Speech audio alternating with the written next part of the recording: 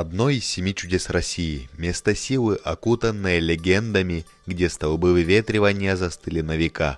Сюда, в Печора-Илычский заповедник, ежегодно прилетают тысячи туристов, чтобы прикоснуться к величию природы. Но за этой красотой стоит невидимый, критически важный труд, о котором еще никто не говорил. Биотуалеты.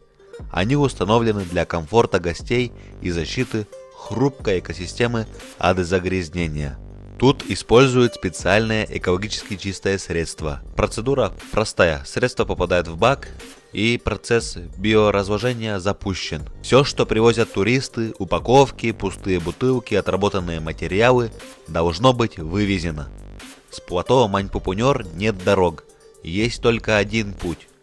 Вертолет, либо снегоход зимой. А в Ми-8 мест много, но каждая минута полета стоит денег. Мусор упакован, взвешен и благодаря прочности пакетов готов к транспортировке.